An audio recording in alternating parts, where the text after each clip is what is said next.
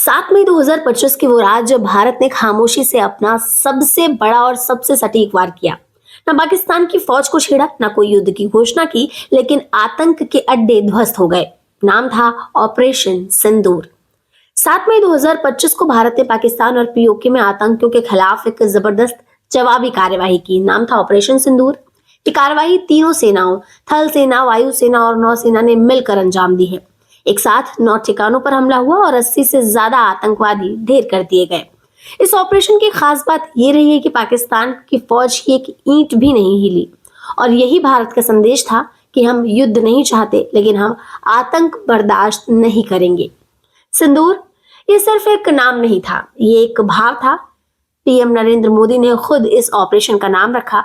ये सिंदूर उन औरतों के लिए था जिन्होंने अपने पति को पहलगाम आतंकी हमले में खो दिया था। 22 अप्रैल को पहलगाम में हुए आत्मघाती हमले में 26 निर्दोष नागरिक मारे गए। ज्यादातर पर्यटक थे। देश दहल गया था इस हादसे के बाद।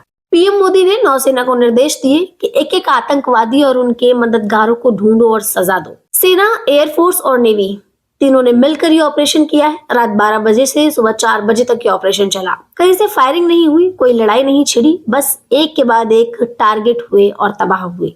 स्पेशल तकनीक का इस्तेमाल किया गया, जैसे लूटिंग म्यूनिशन, प्रिसिशन स्ट्राइक और लॉन्ग रेंज मिसाइल्स। सारी कार्रवाई भारत की सीमा के अंदर रहकर की गई, यानी भारत ने अपनी जमीन से वार किया, लेकिन निशाना पाकिस्तान के अंदर था। इस ऑपरेशन में कुछ 9 ठिकानों को निशाना बनाया गया था, जिनमें 4 पाकिस्तान के अंदर थे और 5 पीओके यानी पाकिस्तान ऑक्युपाइड कश्मीर में थे। इन सभी ठिकानों का इस्तेमाल आतंकी संगठन जैश ए मोहम्मद, लश्कर ए तैयबा और हिजबुल मुजाहिदीन करते थे।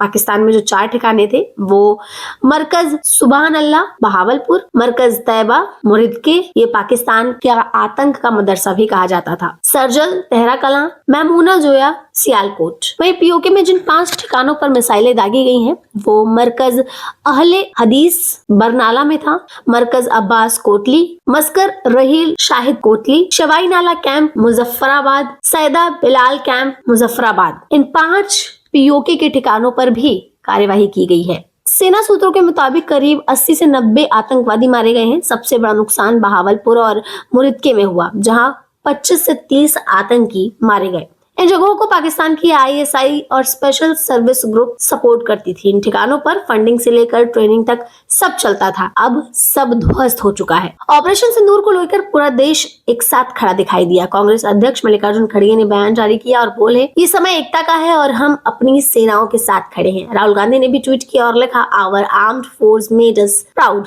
जय हिंद। यहाँ तक कि सूफी संप्रदाय के धर्मगुरु सैयद नासिरुद्दीन चिश्ती ने भी सरकार को धन्यवाद दिया है। शहीदों के परिवारों की भी प्रतिक्रिया आनी शुरू हो चुकी है।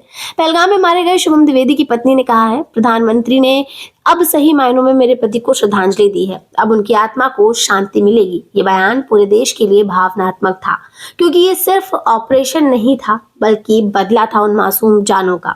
वहीं विदेश मंत्री एस जयशंकर ने कहा कि अब जीरो टॉलरेंस होगा आतंकवाद के खिलाफ। दुनिया को समझना होगा कि भारत अब चुप नहीं रहने वाला। सिर्फ पाकिस्तान नहीं बल्कि पूरी दुनिया ने देख लिया कि भारत अब स्ट्रेटेजिक रेजिस्टेंस और प्रिसीजन वॉर के साथ आगे बढ़ता है। ऑपरेशन के बाद सुरक्षा कदम में बदलाव किया गया है और भी सख्ती से सुरक्षाएं की जा रही हैं। जम्मू, सांबा, कठुआ, पूंछ और राजौरी जिले में स्कूल कॉलेज बंद कर दिए गए हैं। पाकिस्तानी हवाई क्षेत्र लगभग खाली हो गया है। सुबह 6:30 बजे फ्लाइट रडार में सिर्फ एक विमान पाकिस्तानी एयरस्पेस में नजर आया। इससे साफ था कि पाकिस्तान के भीतर डर का माहौल है। ऑपरेशन सिंदूर ने दिखा दिया कि भारत सिर्फ बात नहीं करेगा, जरूरत पड़ी तो सटीक वार करेगा। बिना युद्ध के जवाब देना, सटीक निशाना लगाना, तीनों सेनाओं की तालमेल दिखाना, यह भारत की नई डॉक्ट्रिन का हिस्सा है। ऑपरेशन सिंदूर सिर्फ एक सैन्य कार्रवाई नहीं थी, यह आतंकवाद के खिलाफ भारत की नई सोच का ऐलान था। अब दुनिया को समझ लेना चाहिए कि भारत चुप नहीं रहेगा। भारत जवाब देगा और जवाब भी ऐसा कि दुश्मन सोचता रह जाएगा।